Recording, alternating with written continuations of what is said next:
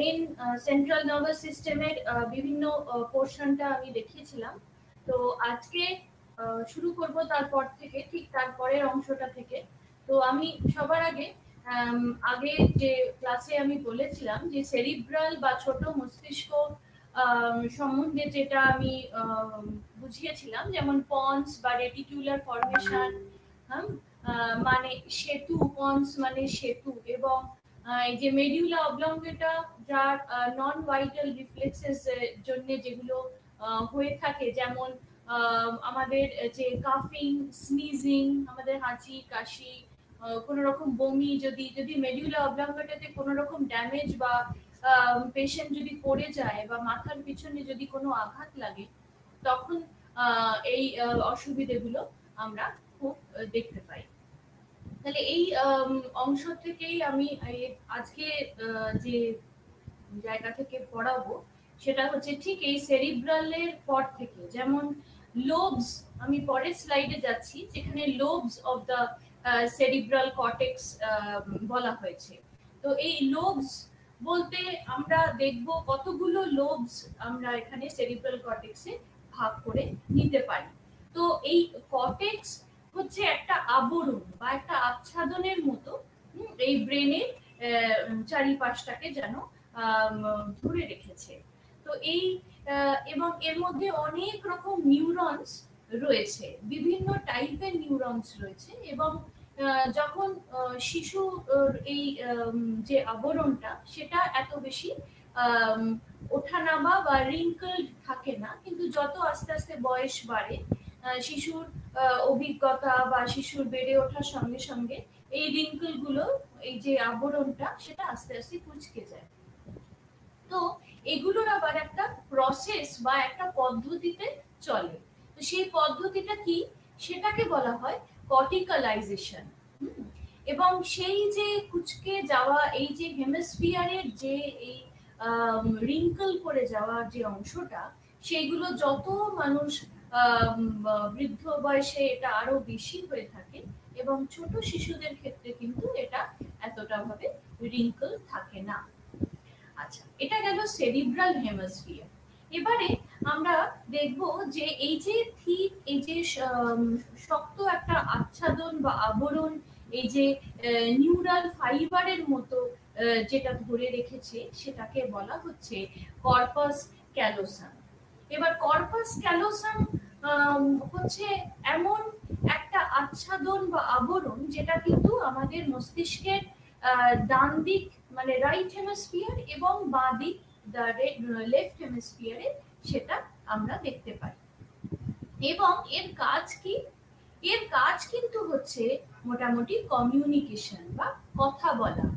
যদি একজন মানুষ কিছু বলল, সেই কথার পরিপ্রেক্ষিতে আমি কি উত্তর দেব, সেটা কিন্তু সঙ্গে সঙ্গে আমরা ঠিক করে ফেলি। সেটা কোন জায়গার সাহায্যে করি? এই হচ্ছে কর্পাস ক্যালোসাম। আচ্ছা, এবার এই কর্পাস ক্যালোসামের থেকেই আমরা দেখব যে কর্পাস ক্যালোসামে যেমন কমিউনিকেশন বা কথা বলার যে একটা জায়গা আছে, সেরকম ড্যামেজ যদি হয়, এই কর্পাস ক্যালোসামের কোনো রকম যদি ড্যামেজ হয়, তাহলে দেখতে পাবো যে বিভিন্ন রকমের অসুবিধে বডির একটা সাইডে হয়ে থাকে। কেন একটা সাইডে হয়ে থাকে? কারণ এই কর্পাস ক্যালোসাম রাইট হেমিস্ফিয়ার আবার লেফট হেমিস্ফিয়ারে রয়েছে। এবার আমরা জানি, আমরা মানুষের দেহ সবসময় বাইল্যাটারালি সিমেট্রিক্যাল, মানে আমাদের বাঁ দিকটায় যা আছে আমাদের ডান দিকেও তাই আছে। তাহলে সেক্ষেত্রে এই কর্পাস ক্যালোসামের একটা সাংঘাতিক মানে অসুবিধে দেখা যায় যদি কোনো রকম ড্যামেজ এই পোর্শনে বা কোনো রকম অ্যাক্সিডেন্টের সাহায্যে, কোনো রকম ভাইরাল অ্যাটাকের সাহায্যে যদি কোনো রকম ক্ষতি হয়ে যায়, তাহলে দেখা যায় শরীরের একদিকের অংশ কিন্তু খুব বেশি এই আক্রান্ত হয়েছে। তাহলে দেখতে হবে যে এর কিছু রকম অসুখের নাম আছে। যেমন যদি বাঁ দিকের পোর্শনে কোনো রকম ড্যামেজ হয়, তাহলে শরীরের ডান দিকের অংশে আমাদের চলাফেরার অসুবিধে হতে পারে, স্টিফনেস অফ দ্য বডি হতে পারে, হাত পা শক্ত হয়ে যেতে পারে, এরকম নানান রকম অসুবিধে শরীরের ঠিক উল্টো দিকের অংশটাতে হয়ে থাকে। এটাকে আবার এই অসুখটাকে আমরা বলে থাকি স্প্লিট ব্রেন পেশেন্টস। এবং এই পেশেন্টদের আমরা স্প্লিট ব্রেন পেশেন্ট বলে আখ্যা দিয়ে থাকি বা নাম দিয়ে থাকি। কেন এটা স্প্লিট ব্রেন বলা হচ্ছে? কারণ হচ্ছে যে এই যে বিভিন্ন ফিশার্স বা গ্রুপস গুলো রয়েছে এই কর্টেক্সে, সেটা কিন্তু এই সেরিব্রাল হেমিস্ফিয়ারকে 5টা ভাগে ভাগ করেছে। আমি পরের স্লাইডে দেখাবো কোন কোন 5টা ভাগে ভাগ করেছে। যেমন এক হচ্ছে টেম্পোরাল লোব, দ্বিতীয়ত হচ্ছে পেরিয়েটাল lobe, frontal lobe, occipital lobe এবং ইনসিউলা। এবার প্রত্যেকটা লোব ধরে ধরে আমি বলবো যে এই লোবটা আমাদের কি সাহায্য করে, এবং এখানে যদি কোনো রকম ড্যামেজ বা কোনো রকম অ্যাক্সিডেন্ট বা টিউমার বা স্ট্রোক জাতীয় কোনো রকম অসুবিধে পড়ে তাহলে আমাদের কি কি ক্ষতি হয়ে যায় শরীরে। তাহলে আমরা দেখতে পাবো যে এই প্রথম 1 নম্বর যেটা আমি পরের স্লাইডে একটা ডায়াগ্রাম দিয়ে দেখিয়েছি, সেটা হচ্ছে এই প্রথম বা মস্তিষ্কের একদম মাথার সামনেটা হচ্ছে ফ্রন্টাল লোব, মাঝখানটা হচ্ছে পেরিয়েটাল লোব, পিছন দিকটা হচ্ছে অসিপিটাল লোব, এবং এই যে সবুজ রঙের যে মধ্যিখানের যে অংশটা সেটাকে আমরা টেম্পোরাল লোব বলেছি। তাহলে এই কটা লোবে আমরা ভাগ করতে পারি মস্তিষ্ককে, ঠিক আছে। আর ইনসিউলা সেটাকেও কিন্তু আরেকটা ভাগে আমরা দেখাতে পারি, কিন্তু সেটা যেহেতু মধ্যস্থানে অবস্থিত সেহেতু আমরা কোনো ডায়াগ্রামে সেটা ঠিকমতো সঠিকভাবে দেখাতে পারি না, যেহেতু সেটা ঢাকা দিয়ে অন্য পোর্শন বা অন্য লোক সেই জায়গাটাকে ঢাকা দিয়ে রেখেছে। তাহলে দেখি এই ফ্রন্টাল লোব আমাদের কি কি কাজ করে। ফ্রন্টাল লোবের আমি পরের স্লাইডে দেখিয়েছি যে প্রিফ্রন্টাল কর্টেক্স হচ্ছে এর একটা, প্রথমত বলি যে ফ্রন্টাল লোব হচ্ছে বাঁ দিকে এবং ডান দিকে, এই দুই অংশই মস্তিষ্কের এই ফ্রন্টাল লোব রয়েছে। এবং এই এন্টিরিয়ার পার্ট হচ্ছে ফ্রন্টাল লোবটাকে বা এন্টিরিয়ার পার্ট অফ দ্য এই ফ্রন্টাল লোব হচ্ছে তাকে বলা হয় প্রিফ্রন্টাল কর্টেক্স। প্রি মানে আগে, এবং যেহেতু মাথার সামনের অংশটা হচ্ছে ফ্রন্টাল সেহেতু এটাকে প্রিফ্রন্টাল কর্টেক্স বলা হচ্ছে। এবার এই প্রিফ্রন্টাল কর্টেক্স আমাদের কোন সাহায্যে লাগে আমরা একটু দেখি। যে প্রিফ্রন্টাল কর্টেক্স আমাদের সাহায্য করে সেন্সরি ইনফরমেশন, মানে কোনো রকম বহিরাজগৎ থেকে যা যা ইনফরমেশন আমরা পাচ্ছি সেগুলোকে আমরা চোখ, কান, স্পর্শ এই সব দিয়ে যখন সেটা অনুভূতিটা নিচ্ছি তখন সেগুলো সাহায্য করছে এই প্রিফ্রন্টাল কর্টেক্স। এবং এই ফ্রন্টাল লোবস কিন্তু এর একটা গুরুত্বপূর্ণ ফাংশন হচ্ছে যে এটা কিন্তু মোটর মুভমেন্টে সাহায্য করে, আমাদের চলাফেরা, আমাদের হাত পা যখন আমরা ঠিক জায়গায় স্টেপ ফেলছি, হ্যাঁ, কোনো জায়গা ভুল জায়গায় পা পড়লে আমরা পড়ে যাব, তো এই জায়গাগুলো এই ফ্রন্টাল লোব এবং প্রিফ্রন্টাল কর্টেক্স এই জায়গাগুলো খেয়াল রাখে। তাহলে এটা গেল হচ্ছে মোটর মুভমেন্ট। আর ফাইন মোটর মুভমেন্টস যদি বলি, এই যেটা আমি বললাম একটা খুব সরু জায়গা দিয়ে আমাদের হেঁটে যেতে হবে, দুধারে হয়তো খাল, আমরা কি করে করব, আমাদের একটা ব্যালেন্সিং করে যে আমরা যাতে ডান দিকে বা বাঁ দিকে পড়ে না যাই এমন ভাবে পা দেব যে সেই সরু জায়গাটার মধ্যে দিয়ে আমরা নিজেদেরকে বার করে নিয়ে যেতে পারবো। তাহলে এইটাও হচ্ছে একটা সূক্ষ্ম একটা চলার একটা পদ্ধতি, তাই তো। তাহলে এইটাও কিন্তু প্রিফ্রন্টাল লোবের একটা খুব গুরুত্বপূর্ণ কাজ। এবং এই আমাদের আঙুলের এই নড়া মানে ফিঙ্গার মুভমেন্ট যেটাকে বলা হচ্ছে, হ্যাঁ, এবং একটা নির্দিষ্ট সময় আমরা যখন এই মুভমেন্টটাকে আমরা করতে পারছি সেটাও কিন্তু এই প্রিফ্রন্টাল লোবের সাহায্যেই হচ্ছে। তাহলে দেখতে গেলে এই যে প্রি সেন্ট্রাল গাইরাস এটার একটা আরেকটা অংশ রয়েছে এই ফ্রন্টাল লোবে, যেটা কিন্তু প্রথমত হচ্ছে মোটর ফাংশনের একটা খুব বড় একটা কাজ। তাইলে আরেকটা হচ্ছে দা রস্ট্রাল পার্ট হচ্ছে এই ফ্রন্টাল লোবে, যেটা কিন্তু কি কি ধরনের কন্ট্রোল করছে এই প্রিফ্রন্টাল কর্টেক্স। আমরা দুঃখের মধ্যে শুধুই কেঁদে যাব এমন কিন্তু হয় না, কারণ আমরা কিছুক্ষণ পরে আমরা আস্তে আস্তে আবার নিজেদেরকে সামলে ফেলি। তাহলে এগুলো কিন্তু এই প্রিফ্রন্টাল কর্টেক্সের নিজস্ব কিছু ফাংশন।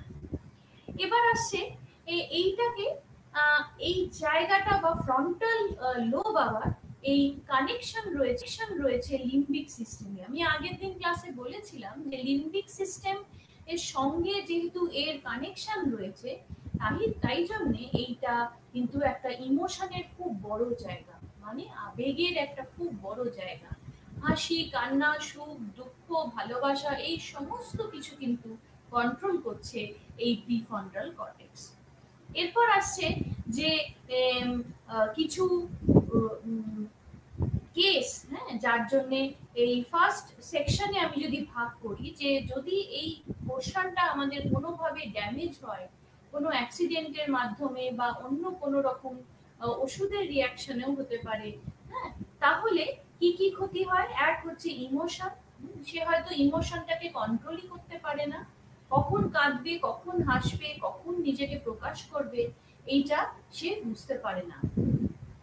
এবং এই ফ্রন্টাল লোবের তালে আমরা নির্দিষ্টভাবে বুঝতে পারছি, যেহেতু ইমোশন দিকটা খুব বড় এখানকার ফাংশন, সেহেতু এর সঙ্গেও রয়েছে আবার ল্যাঙ্গুয়েজ ফাংশন।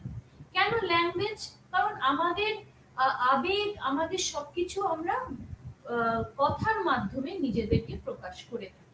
তাহলে সেক্ষেত্রে কিভাবে কোন ল্যাঙ্গুয়েজ আমরা কিরকম ভাবে ব্যবহার করলে আমাদের ইমোশনকে আমরা বহিঃপ্রকাশ করতে পারবো, হ্যাঁ, এটা খুব বড় কথা।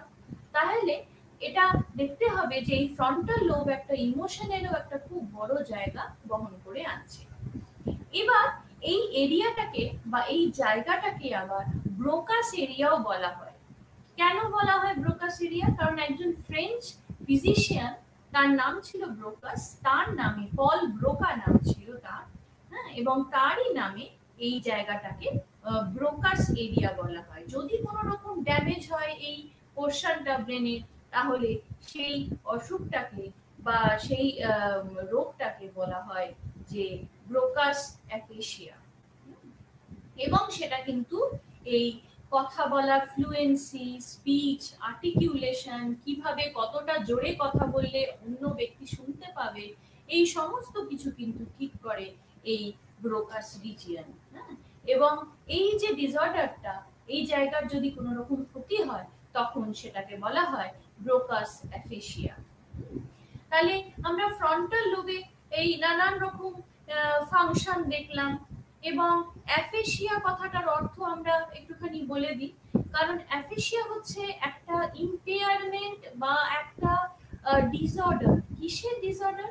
না কথা বলার বা ল্যাঙ্গুয়েজ, আমি কখন কি নিজে প্রকাশ করব, কি ভাষায় প্রকাশ করব, কি রকম ভাবে প্রকাশ করব, কম্প্রিহেন্সিভ স্কিল যেটাকে বলা হয়, এবং আমার এবিলিটি বা আমার যোগ্যতা, আমি কিভাবে নিজেকে লিখে প্রকাশ করতে পারবো বা মুখে বলতে পারবো, আমার আবেগটা আমি কিভাবে অন্য ব্যক্তিকে বোঝাতে পারবো, হ্যাঁ, সেটা কিন্তু একটা খুব গুরুত্বপূর্ণ জায়গা। তো এইটার যখন অসুবিধা হয়, তখনই সেটা আমরা তাকে বলে থাকি অ্যাফেসিয়া বা কোনো ল্যাঙ্গুয়েজ ডিফিকাল্টি বা ডিসঅর্ডার। আচ্ছা, এরপর আসছে এই পল ব্রোকার কথা বলি, যেটা আমি একটু আগে বললাম। ইনি একজন ফ্রেঞ্চ ফিজিশিয়ান ছিলেন এবং ইনি প্রথম এই লোকালাইজেশন অফ ব্রেন, কোন জায়গায় এই অসুবিধের জন্য মানুষের কথা বলার এই অসুবিধে হচ্ছে, হ্যাঁ, সেইটা ইনি প্রথম বলেছিলেন। হ্যাঁ, তো তাই জন্য তার নামে এটাকে, এই জায়গাটাকে ব্রোকাস এরিয়া বলা হয়। অথবা এই প্রবলেম বা ল্যাঙ্গুয়েজের কোনো রকম প্রবলেম হলে তাকে ব্রোকাস অ্যাফেসিয়া বলা হয়ে থাকে। এবার আসছি পরের অংশে, যেটা হচ্ছে টেম্পোরাল লোব। এই টেম্পোরাল লোব হচ্ছে এমন একটা জায়গা যেটা কিন্তু মোটামুটি একদম আইদার সাইড অফ দ্য ব্রেনে থাকে, মানে ব্রেনের দুটো দিকে এই টেম্পোরাল লোব থাকে। আর এর কিন্তু একটা ল্যাটারাল সাইডেও এটাকে আমরা দেখতে পাই। আর সেই আমি যখন গ্রুভস পড়িয়েছিলাম যে ডিপ গ্রুভ এটাকে বলা হয়, এবং এটাকে ল্যাটারাল সালকাস হিসেবেও আলাদাভাবে টেম্পোরাল লোব থেকে করা হয়, এবং এটা একটা কর্টেক্সের খুব গুরুত্বপূর্ণ জায়গা। এবার আমরা যদি এই গাইরাসটাকে দেখি, তাহলে এই নির্দিষ্ট গাইরাসটার একটা নাম আছে, সেটা হচ্ছে ট্রান্সভার্স গাইরাস। এবং তার কাজ কি, সেটা হচ্ছে প্রাইমারি অডিটরি, মানে শোনার কোনো রকম অসুবিধে যদি থাকে, বা শোনার যাবতীয় আমরা কোনো আওয়াজ শুনছি, কোনো জোরে আওয়াজ শুনছি, বা খুব আস্তে আওয়াজ শুনছি, বা কোনো আওয়াজ আমাদের কানে খুব লাগছে, এই সব কিছুকে এই টেম্পোরাল লোবের এই নির্দিষ্ট জায়গাটার জন্য আমরা পাই। তাহলে আমরা দেখতে পারবো কি কি জিনিস না, এক হচ্ছে অডিটরি, আরেক হচ্ছে এই ল্যাঙ্গুয়েজ ফাংশন, এই যে processing of the language function, কোন জায়গায় আমি কিরকম ভাবে ভাষাটাকে ব্যবহার করব, এটাও কিন্তু এই নির্দিষ্ট জায়গাটির সাহায্যে আমরা সম্ভব হয়ে থাকে বা আমরা বলতে পারি। তাহলে এই লোবটা একটা কমপ্লেক্স একটা ফাংশন দেখতে পাই। কমপ্লেক্স মানে একটা জটিল ফাংশন রয়েছে। কি কি রয়েছে? এক হচ্ছে ভিশন বা দেখা, আরেক হচ্ছে মুভমেন্ট চলাফেরা, এক হচ্ছে পারসেপশন মানে আমরা কি দেখছি, আমরা কিভাবে জিনিসটাকে নিচ্ছি, অথবা একটা ফেশিয়াল যেটাকে বলা হয়ে থাকে ফেশিয়াল রেকগনিশন, মানে একটা মানুষকে যে আমরা বলি যে তোমাকে আমি চিনি, তো সেই যে চেনা ভাবটা, মানে আমি আমার স্মৃতিপট থেকে তাকে বুঝতে পারছি যে হ্যাঁ এই ব্যক্তিকে আমি আগে কখনো দেখেছি। তাহলে এই ফেশিয়াল রেকগনিশনও কিন্তু এই নির্দিষ্ট মস্তিষ্কের জায়গার জন্যই হয়ে থাকে। আরেকটা হচ্ছে খুব খুব খুব ইম্পর্টেন্ট যে জিনিসটা, সেটা হচ্ছে হ্যালুসিনেশন।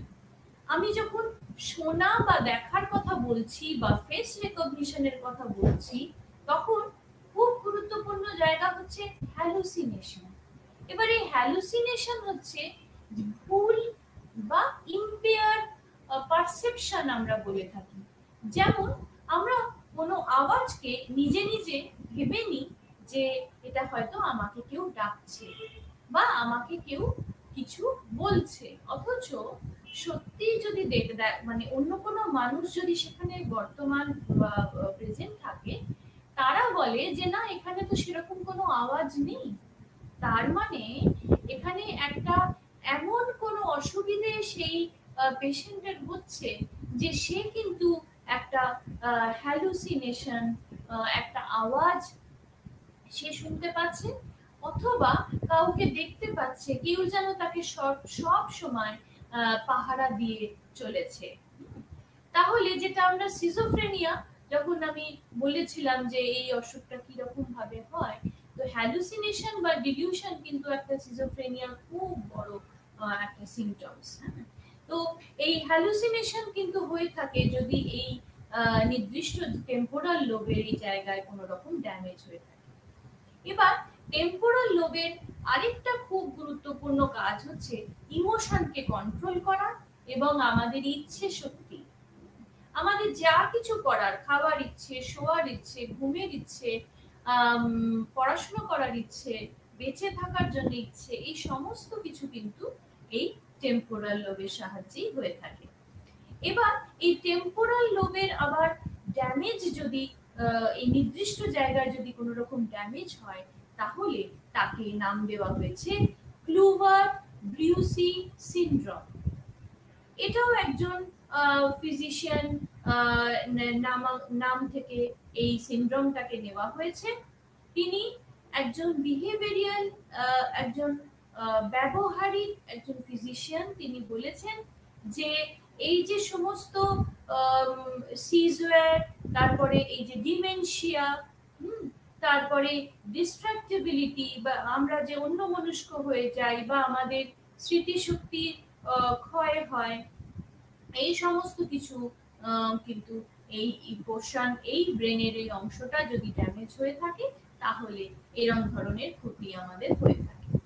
তাহলে আমরা কি কি জিনিস এখানে দেখলাম টেম্পোরাল লোবে? এক হচ্ছে ল্যাটারাল সালকাস দেখলাম, ট্রান্সভার্স গাইরাস দেখলাম, কমপ্লেক্স ফাংশন যেটা আমি বললাম বহু ফাংশনের মধ্যে দেখা, চলাফেরা, উপলব্ধি করা, ইমোশন কন্ট্রোল করা, বা কোনো ব্যক্তিকে চেনা মানে ফেস রেকগনিশন করা, আবেগ ও প্রেরণা, এই দুটো রয়েছে।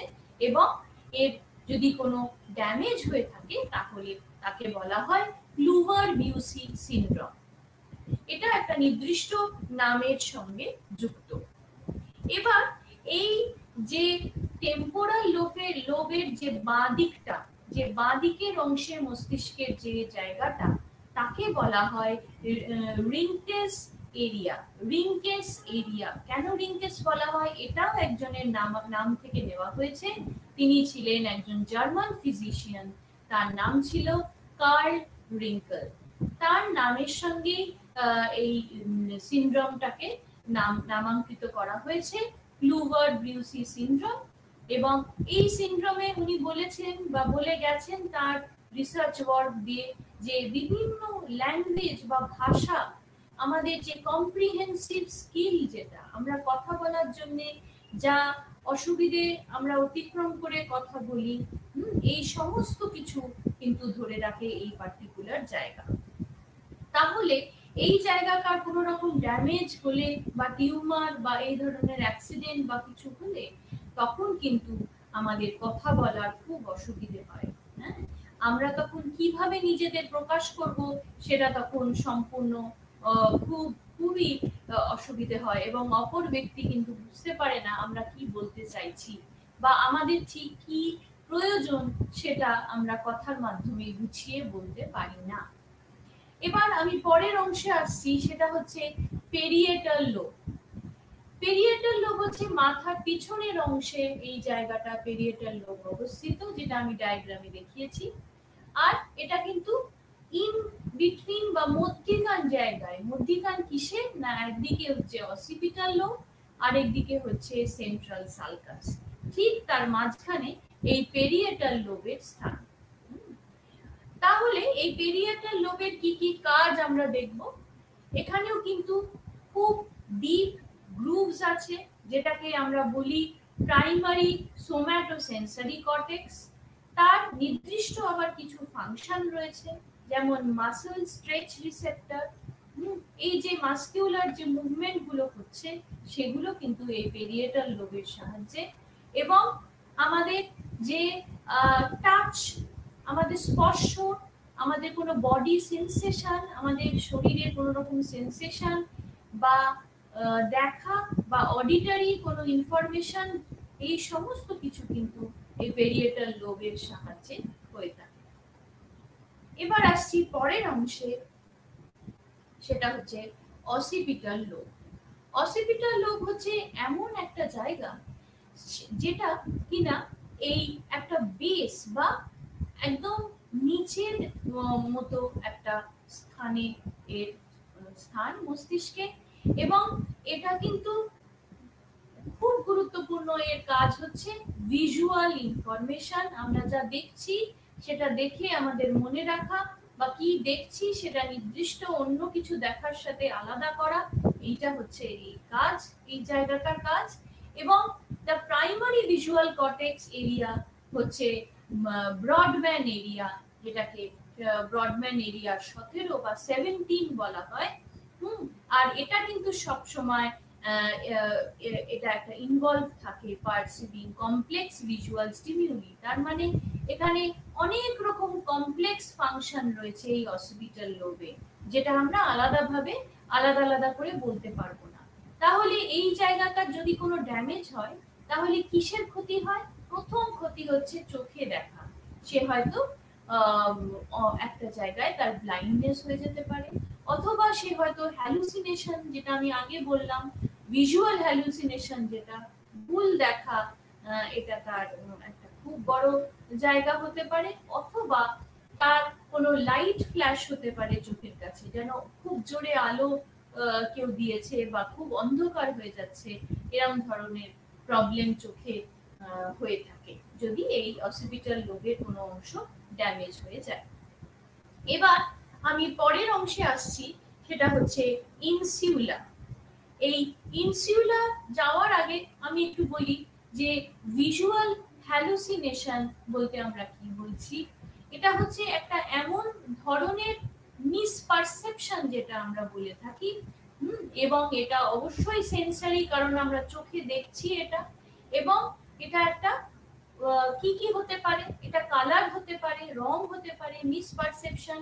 আমি একটা নির্দিষ্ট কালারই সব সময় দেখছি, আমি যে কালারটা আমার চোখের সামনে রয়েছে সেটা আমি দেখছি না, আমি যেটা ভাবছি আমি সেই রংটাকেই দেখছি বারে বারে। তারপর আসছে লাইট হতে পারে, একটা পার্টিকুলার বা নির্দিষ্ট শেপ হতে পারে, অথবা একটা absence of any external stimuli. কেউ দাঁড়িয়ে আছে, আমি দেখতে পাচ্ছি না তাকে, মনে হচ্ছে যেন কেউ দাঁড়িয়ে নেই। তাহলে এই এত কিছু কিন্তু ভিজুয়াল হ্যালুসিনেশনে হয়ে থাকে। এবার লাস্ট অংশে আসি, যেটা হচ্ছে একেবারে শেষে, ইনসিউলা। এবার আমি যখন ব্রেনের ডায়াগ্রামে দেখিয়েছি, এই ইনসিউলা কিন্তু আমি দেখাতে পারিনি। কেন পারিনি? কারণ এটা একটা মধ্যস্থানে অবস্থিত, যেটা চেপে রয়েছে অন্য লোব দিয়ে, তাই জন্য এটাকে আলাদাভাবে ওইভাবে দেখানো হয়নি ডায়াগ্রামে। এবারে এই ইনসিউলার কোন জায়গায়, তাহলে আমি যেটা বললাম এটা একটা লুকোনো জায়গা বা হিডেন, হ্যাঁ, যেটা আমরা দেখতে পাই না সচরাচর কোনো ডায়াগ্রামে। আর এই লোব এর কি কি কাজ? এর কাজ হচ্ছে, এক হচ্ছে ভিশন বা দেখা, আর এক হচ্ছে যে কর্টিক্যাল, এর যদি কোনো ড্যামেজ হয় তাহলে অন্ধ হয়ে যেতে পারে মানুষ। এতটাই এই ইনসিউলা চোখের ব্যাপারে এতটাই তার ফাংশন এতটাই তীব্র। এবার আসছে এক্সটেন্সিভ, যদি কোনো খুব ভয়াবহ কোনো ড্যামেজ হয়, তাহলে যদি কোনো রাইট হেমিস্ফিয়ারে মস্তিষ্কের কোনো রকম ড্যামেজ হয়, তাহলে লেফট বডিতে, মানে আমাদের বাঁ দিকের হাত পা শিথিল হয়ে যাবে, আমাদের চলাফেরার অসুবিধে হবে, এরকম ধরনের অনেক প্রবলেম আমাদের বাঁ দিকে হবে। আবার ঠিক উল্টোটা, যদি মস্তিষ্কে কোনো রকম বাঁ দিকে কোনো রকম সমস্যা বা ড্যামেজ দেখা যায়, তাহলে আমাদের ডান দিকের হাত পা শিথিল হয়ে যাবে, ঠিক অপোজিট। হ্যাঁ, এইভাবে এই ইনসুলার খুব গুরুত্বপূর্ণ কাজ তাহলে আমরা দেখতে পাচ্ছি। এবং আরেকটা খুব ইম্পর্টেন্ট যেটা এই ইনসুলার ব্যাপারে বলি, সেটা হচ্ছে কনসিয়াসনেস। মানে আমরা সচেতন ভাবে আমরা কিভাবে জগৎটা বা এনভায়রনমেন্টটা নিচ্ছি, সেটা কিন্তু এই ইনসুলার দ্বারা। আর আমাদের ইমোশন কন্ট্রোল, আমাদের রেগুলেশন, যেটাকে বলছি হোমিওস্ট্যাসিস, মানে আমাদের ব্যালেন্স করে চলা, এই সব কিছু কিন্তু এই ইনসুলা ধরে রেখেছে। আর আমাদের আবেগ, আমাদের এমপ্যাথি যেটাকে বলা হয়, আবেগ, অন্য দুঃখীর জন্য আমরা যখন আমাদের এক দুঃখের জায়গা তৈরি হয়, সেটা কিন্তু ইনসুলার দ্বারা। তাই জন্য দিয়ে বেশি সময় জল পড়ে যায়, কেন আমরা আবেগ ওইভাবে প্রকাশ করে থাকি। তাহলে এইটা গেল ইনসুলার একটা খুব ইম্পর্টেন্ট ফাংশন। এবার আমি পরের অংশে আসছি, যেখানে brain processes related to consciousness একটা খুব বড়, যেটা সচেতনতার একটা খুব বড় জায়গা।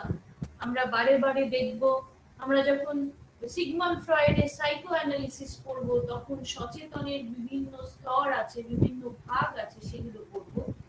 তাহলে এই সচেতন অবস্থার কি কি প্রসেস আছে সেগুলো আমি একটুখানি বলি।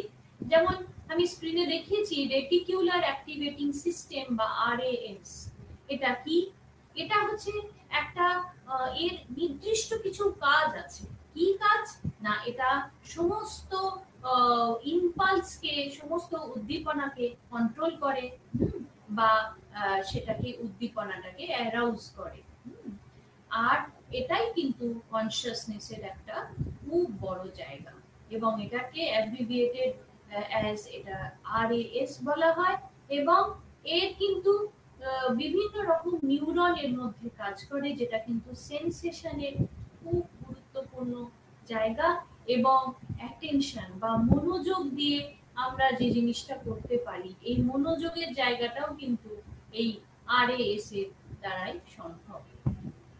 এবার RAS এর যে এই রেটিকুলার অ্যাক্টিভেটিং সিস্টেমের যে ফাংশন গুলো যেটা আমি বললাম, এর কি কি তাহলে তিনটে ব্রেন স্ট্যাটাসটা এ ধরে রাখে। কি কি?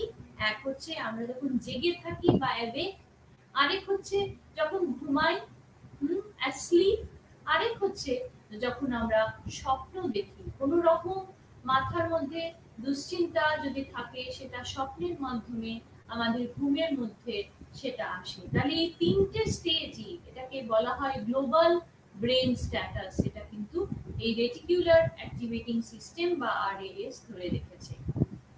এরপর আমি আসবো পরের অংশটা। আরেকটা জিনিস বলে রাখি তার আগে, যে অ্যামফেটামিন বলে একটা ওষুধ বা ড্রাগ সাইকিয়াট্রিস্টরা খুব বেশি ব্যবহার করেন।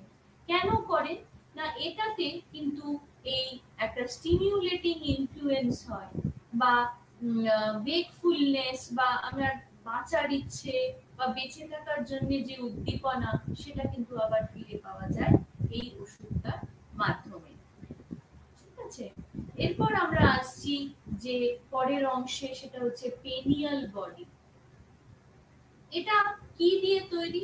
এটা একটা নির্দিষ্ট হরমোন এর সিক্রিশন হয়, যেমন মেলাটোনিন। মেলাটোনিনের এটা হচ্ছে একটা গ্ল্যান্ড, ছোট, এটাকে পিনেল গ্ল্যান্ড বলে। এটা এই মেলাটোনিন হরমোনটাকে সিক্রিট করে। এবং এর তাহলে কি কাজ এই মেলাটোনিন হরমোনের? যে আমাদের একটা বডি সাইকেল আছে, যে একটা বায়োলজিক্যাল ক্লক, আমাদের যে সময় রাত্রিবেলা খিদে পায়, বা আমরা যে সময় প্রত্যেক দিন ডিনার করি বা রাতের খাবার খেয়ে ঘুমাতে যাই, ঠিক একটা নির্দিষ্ট টাইমেই আমাদের কিন্তু খিদেটা পায়। তাহলে এইটা কার সাহায্যে? এটাও কিন্তু একটা বায়োলজিক্যাল ক্লকের দ্বারা। সেইটা এই পেনেল বডির জন্যই কিন্তু সম্ভব হতে পারছে। তাহলে এর যে হরমোন সিক্রিয়েশনটা, সেটাকে বলা হয় মেলাটোনিন। আর এটা কিন্তু এই হিউম্যানস এবং ম্যামেলস এর ক্ষেত্রে এটা খুব ইম্পর্টেন্ট বা গুরুত্বপূর্ণ, এবং এটা ঘুমের খুব সাহায্য করে এই সিক্রিশনটা মেলাটোনিন। এবং কার্ডিয়াকের যে একটা হার্টের যে একটা রিদমিক একটা রিদম যেটা চলছে, ব্লাড সার্কুলেশন, সেই রিদমটা কিন্তু ধরে রাখে এই পেনেল বডি। তাহলে এই ছোট্ট অংশ, এই ছোট্ট হরমোনের সিক্রিশন কিন্তু আমাদের শরীরে কত রকম ভাবে কাজ করছে আমরা দেখতে পেলাম। এরপর আমরা পরের অংশে চলে যাই, সেটা হচ্ছে আমি স্লাইডে দেখাচ্ছি কিছু ডিসঅর্ডার। এবার আমি এই চ্যাপ্টার যখন পড়াতে শুরু করলাম, তখন সেন্ট্রাল নার্ভাস সিস্টেম এর বিভিন্ন দিকগুলো বললাম। এবার সেই বিভিন্ন দিকের কিছু যদি ড্যামেজ বা টিউমার বা স্ট্রোক বা কোনো ভাইরাস অ্যাটাক বা কোনো ব্যাকটেরিয়াল অ্যাটাক হয়, তাহলে কি কি অসুখ এই মস্তিষ্কের বা সেন্ট্রাল নার্ভাস সিস্টেমের ড্যামেজের ফলে হয়ে থাকে, সেটার একটা আমরা নামের তালিকা দেখব। এক হচ্ছে অ্যালঝেইমার ডিজিজ, যেটা আমরা খুব এখন শুনে থাকছি, বহু মানুষের এই অ্যালঝেইমার ডিজিজ হয়ে থাকছে। তারপর আসছে পার্কিনসন্স ডিজিজ। স্ট্রোক কথাটা তো আমরা অবশ্যই শুনেছি, যেখানে খুব হাই প্রেসারের ফলে একটা মস্তিষ্কের রক্তক্ষরণ হয় এবং সেই জায়গাটা ড্যামেজ হয়ে যায়, তখন সেই মানুষ কোমাতে চলে যেতে পারে, অথবা তার নানান রকম চলাফেরার অসুবিধে, কথা বলার অসুবিধে এবং অনেক রকম প্রবলেম তার হতে পারে। তারপর আসছে মাল্টিপল স্ক্লেরোসিস, আর সেরিব্রাল প্যালসি, আর সিজয়ের ডিসঅর্ডার, আর একদম শেষে রয়েছে অ্যামনেশিয়া। তাহলে এই প্রথম যে ডিজিজ অ্যালঝেইমার, এইটা সম্বন্ধে আমি একটু বলি। এই অ্যালঝেইমার হচ্ছে এমন একটা ডিজিজ যেটাকে আমরা বলা হয় বা বলে থাকি এটা একটা ডিজেনারেশন, একটা প্রসেস জন্য এটা হয়ে থাকে। তার মানে এই ডিজেনারেশনের জন্য বিভিন্ন নিউরনকে ডিস্ট্রয় বা ড্যামেজ করে দেয় ব্রেনে, তখন সেই জায়গাটার স্মৃতিশক্তি, অ্যাটেনশন বা চলাফেরা করার ক্ষমতা, এই সমস্ত কিছুকে সে আর সেই পেশেন্ট আর তখন পারে না। আর এই ডিজেনারেটিভ ডিজিজ বলে এটাকেও বলা হয় অনেক সময় ডিমেনশিয়া। যে ডিমেনশিয়া কথাটা আমরা খুব টিভির পর্দায় শুনে থাকি সব সময়, যে ভুলে যাওয়া বা ডিমেনশিয়া, সেটাও কিন্তু এই ডিজেনারেটিভ একটা ডিজিজ। এবার এই অ্যালঝেইমার্স ডিজিজটা কিন্তু খুব কমন। এই ডিমেনশিয়া যে পেশেন্টদের রয়েছে তাদের কিন্তু 90% মানুষের এই অ্যালঝেইমার্স ডিজিজটা দেখা যায়। তাহলে এটা কিন্তু আমরা দেখতে পাই কিছুটা জেনেটিক প্রবলেম বটে, যেমন জিন থেকে কিন্তু এই প্রবলেমটা অনেক সময় আসে এবং এতে স্মৃতিশক্তির খুব ক্ষতি হয়, মানুষের নাম মনে থাকে না, কোনো জায়গা মনে থাকে না, কোনো মানুষের মুখ দেখে সে চিনতে পারে না, এবং তার অ্যাটেনশন বা তার অ্যাটেনশন স্প্যানটা খুব কমে যায়, সে কোনো কিছু মনোযোগ সহকারে নিতে বা শুনতে পারে না। তাহলে আমরা একটা খুব মারাত্মক রোগের নাম জানি, সেটা হচ্ছে এইডস। এইডস হচ্ছে অ্যাকোয়ার্ড ইমিউন ডেফিসিয়েন্সি সিনড্রোম। তাহলে এই এইডস কিন্তু দেখা যায় যেটা এইচআইভি ভাইরাস অ্যাটাক করলে এই এইডস সাংঘাতিক যে অসুখটা হয়ে থাকে, তো এর কিন্তু এই নির্দিষ্ট নিউরনগুলোকে ইনফেক্ট করে বা এই নিউরনগুলোকে অ্যাটাক করে, এবং এটার এই ডিমেনশিয়া পরবর্তীকালে এরা ডিমেনশিয়ায় ভুগতে থাকে এই পেশেন্টরা। এটাকে আবার হান্টিংটনস ডিজিজ বলা হয় বা জেনেটিক ডিজিজ বলা হয়, যেটা কিন্তু মানুষের যে ইনভলিন্টারি মুভমেন্ট যেগুলো সেগুলোকে কিন্তু রেস্ট্রিক্ট করে দেয় এবং বন্ধ করে দেয়, এবং খুব খুব সিভিয়ার ডিমেনশিয়া হয়ে যায়, সে ভুলে যায় সবকিছু, এবং এটা কিন্তু খুবই ফ্যাটাল বা সাংঘাতিক একটা এর অবক্ষয়, এতে কিন্তু মানুষ মারাও যেতে পারে। নেক্সট আসছি পার্কিনসন্স ডিজিজে।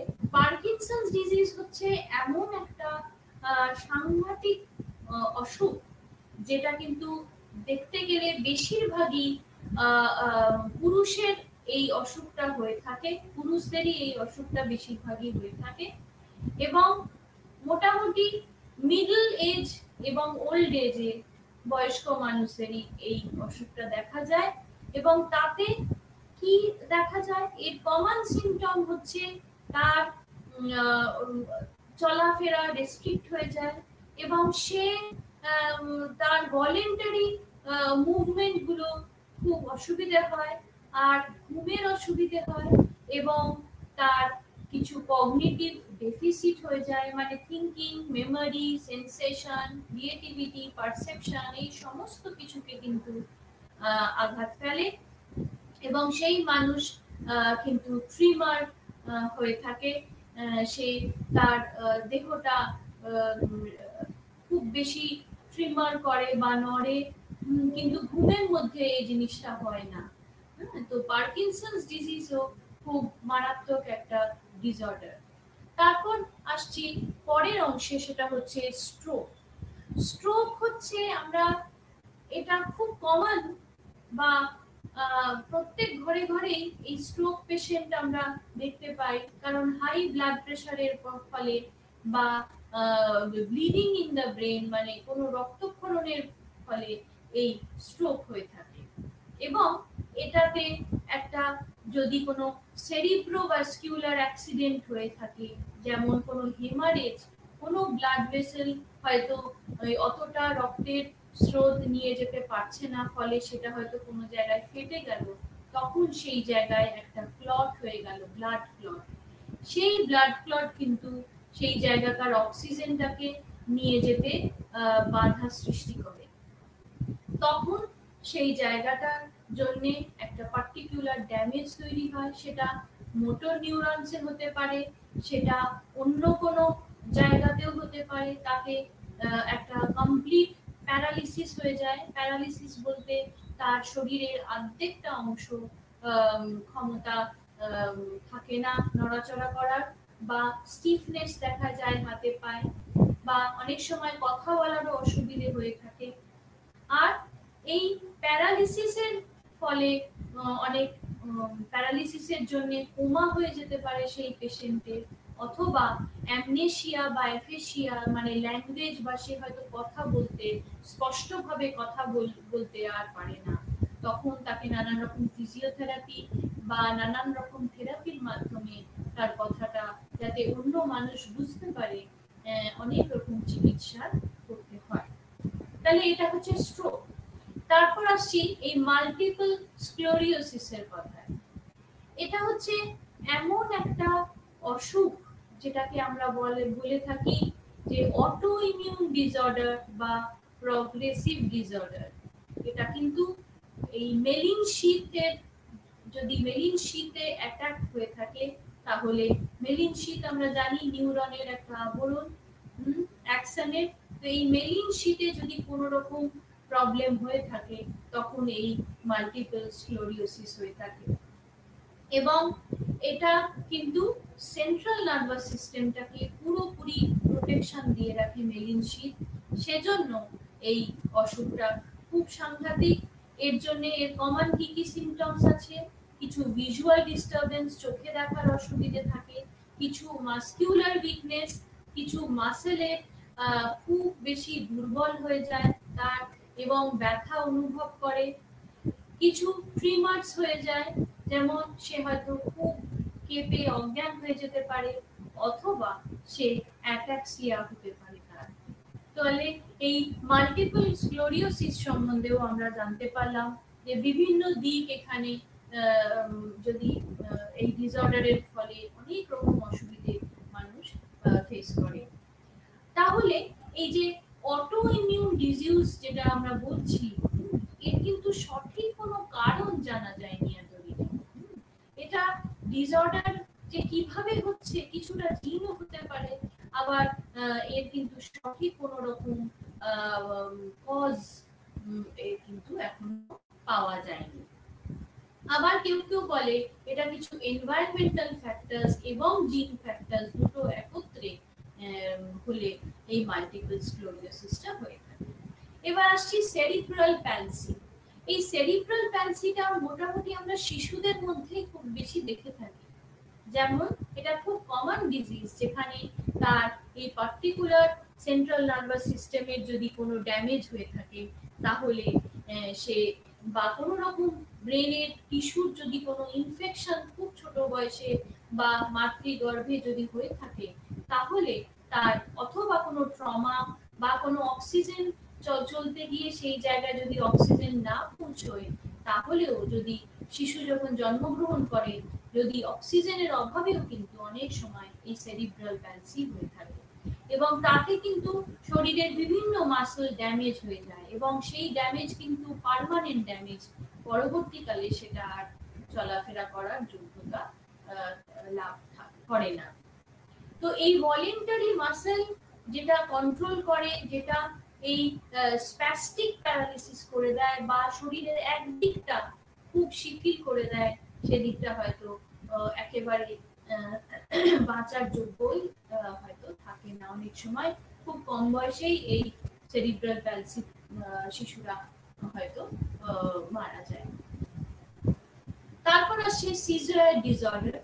এই সিজার ডিসঅর্ডার কথাটা বলতে গিয়ে প্রথম বলি, এটা একটা হঠাৎ হওয়া একটা জিনিস। এটা একটা টেম্পোরারি চেঞ্জ হতে পারে, এটা টেম্পারেচারের জন্য হতে পারে, এটা খুব খিদে কারণে হতে পারে, অথবা এটা অনেক রকম কনসিয়াসনেসের প্রবলেমে হতে পারে। এটা একটা মোটর কন্ট্রোল বা মাসল কন্ট্রাকশন হয়, এবং সেই ব্যক্তি অজ্ঞান হয়ে যায়, খুব কেঁপে সেই ব্যক্তি অজ্ঞান হয়ে যায় এবং তার এই সিভিয়ার এই সিজার হয়ে যায় তার।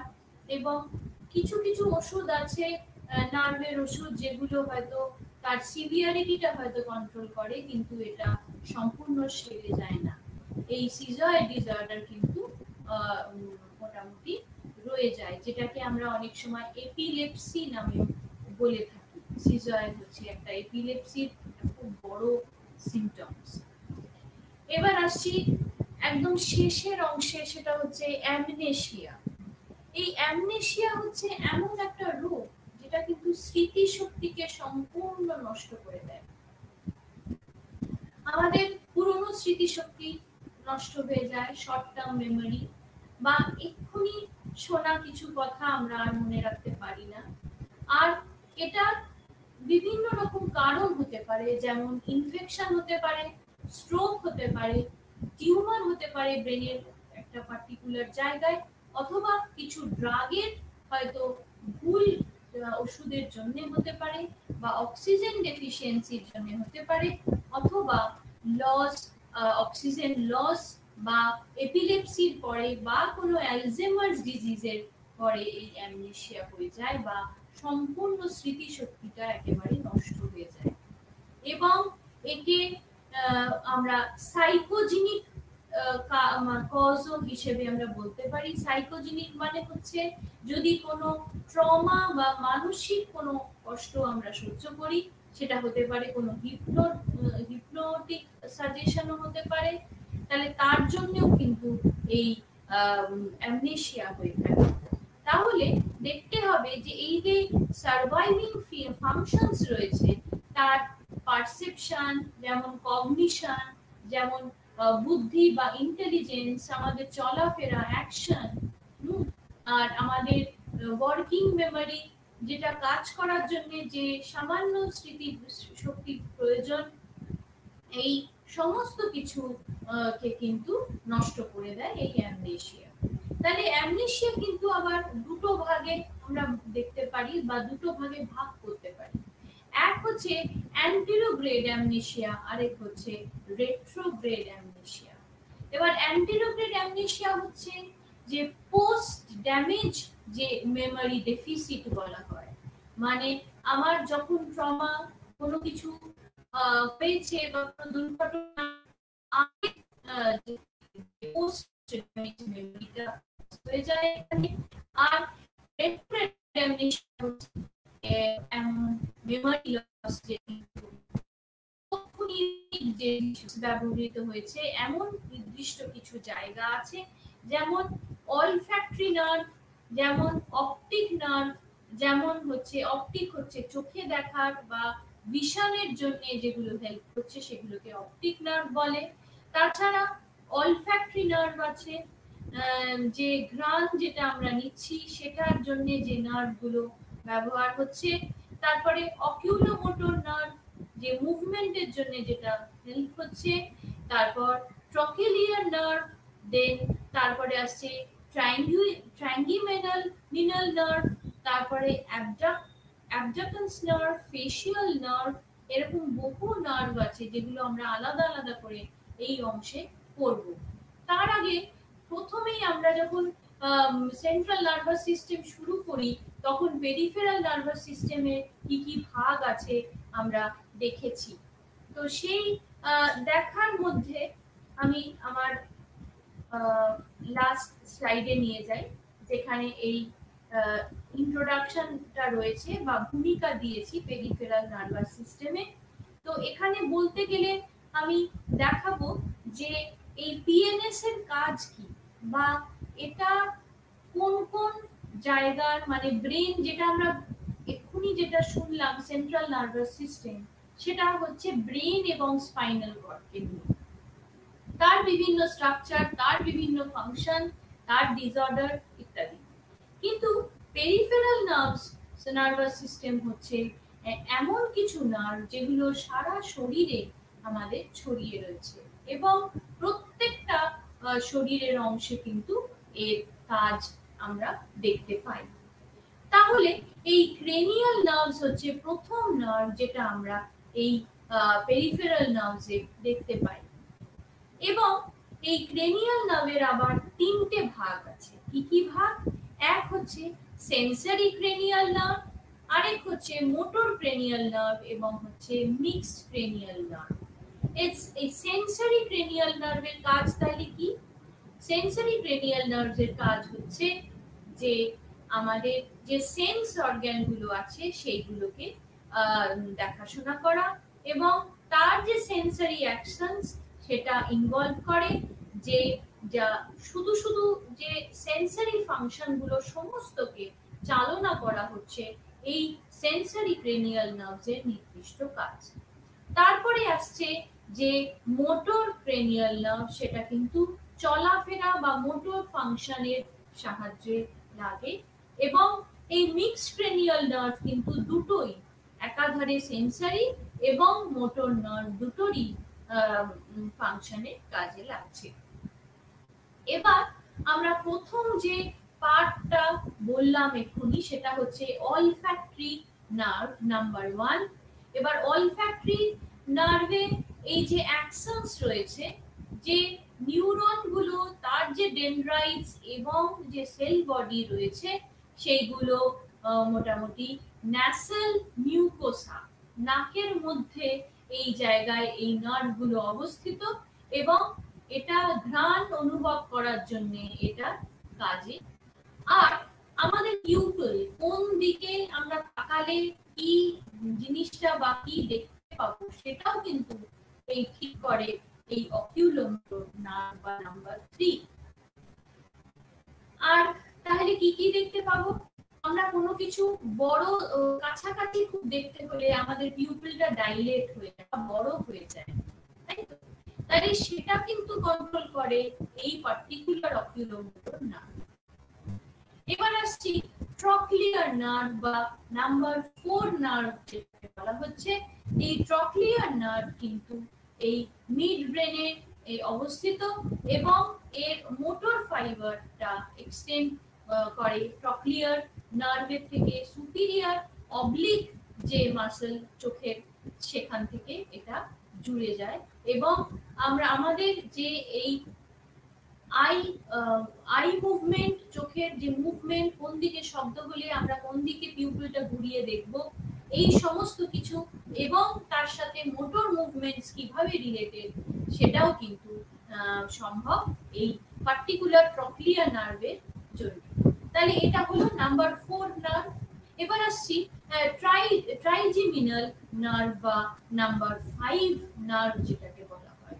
এই ট্রাইজেমিনাল নার্ভের কিন্তু অনেক জায়গা এর ফাংশন রয়েছে। প্রথমত হচ্ছে যে চোখের যে সমস্ত মাসল গুলো আছে সেগুলো কন্ট্রোল করার জন্য এই ট্রক্লিয়ার নার্ভের খুব গুরুত্বপূর্ণ ফাংশন। আর হচ্ছে যে এই নার্ভ মোটামুটি যে কোন দিকে আওয়াজ আছে বা কোন দিকে আমাদের চোখ সরাবো বা চোখের সঙ্গে যে মোটর মুভমেন্টের যে রিলেশন সেটাও কিন্তু এই ট্রক্লিয়ার নার্ভ সাহায্যেই হয়ে থাকে। আর এই ট্রিজেমিনাল নার্ভ কিন্তু পরের অংশ বা নাম্বার 5 নার্ভ হিসেবে খুব গুরুত্বপূর্ণ। এবং এই ট্রিজেমিনাল কিন্তু মোটামুটি 3 ভাগে ভাগ করা যায়। যেমন যে অপথ্যালমিক নার্ভ, অপথ্যালমিক যেটা চোখের জন্য যে নার্ভটা, আর ম্যাক্সিলারি নার্ভ এন্ড ম্যান্ডিবিউলার নার্ভ। এই তিনটে আমি ফিগার ডায়াগ্রাম দিয়ে পরের দিন দেখাবো যে এই তিনটে নার্ভ কোন কোন জায়গায় অবস্থিত এবং এর জন্য কি কি সম্ভব। আর এর নির্দিষ্ট ফাংশন হচ্ছে যে সেন্সেশন, হেড মুভমেন্ট, আর চোখে দেখা এবং চোখে দেখার সঙ্গে আমাদের মুভমেন্টের সঙ্গে কি রিলেশনশিপ, এই সমস্ত কিছু, বা চিবোনো বা ইনচিউইং, আর প্রোপ্রায়োসেপশন, এই সমস্ত কিছু কিন্তু এই। তারপর জ মুভমেন্ট, চিবোতে গিয়ে এই যে মুখের মধ্যে এই জ মুভমেন্ট হচ্ছে, আমরা কোন নরম খাবারকে কতটা চিবোবো বা শক্ত খাবারকে কতটা চিবোবো, এই যে বোধ শক্তি, এগুলো কিন্তু এই নার্ভের সাহায্যেই হয়ে থাকছে। তাহলে যদি খাওয়ার কোনো অসুবিধে হয়, তাহলে এই ধরনের নার্ভের কোনো রকম ড্যামেজ যদি হয়ে থাকে, তখন সেটা এর কারণেই হয়ে থাকে।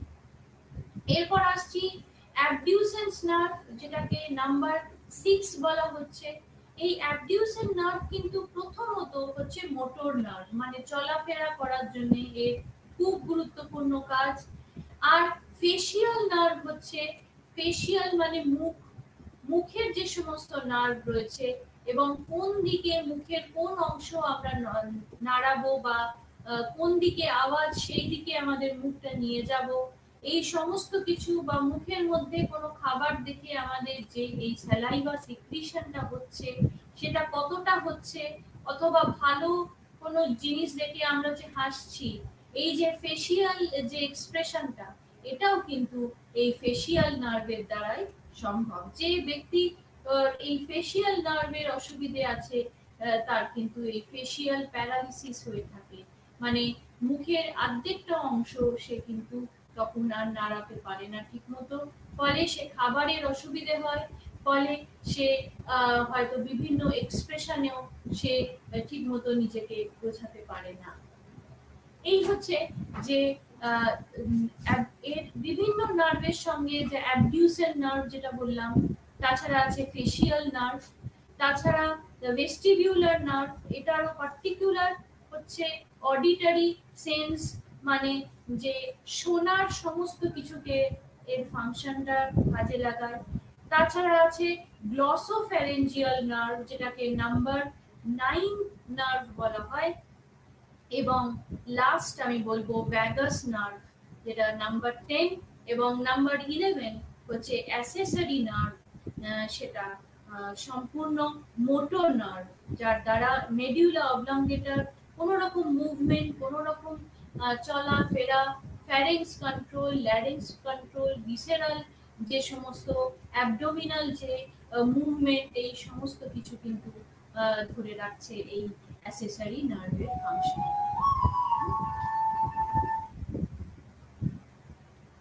আর একেবারে শেষে বলবো যেটা 12, সেটা হচ্ছে হাইপোগ্লসাল নার্ভ, যেটা নাম্বার 12। এই হাইপোগ্লসাল নার্ভ কিন্তু মোটামুটি টাং মাসল, জিভের যে জিহ্বার যে মাসলস রয়েছে, যে কোন সময় কোন খাবার কতটা আমি জিহ্বা দিয়ে সেটাকে নাড়াবো, সেটা আমাদের সাহায্য করে। আর এই যে কোন জায়গায় আমরা মাথা ঘোরাবো বা নাড়াবো, এগুলো কিন্তু সাহায্য করে। ঠিক আছে, আজকে এই পর্যন্ত রইল।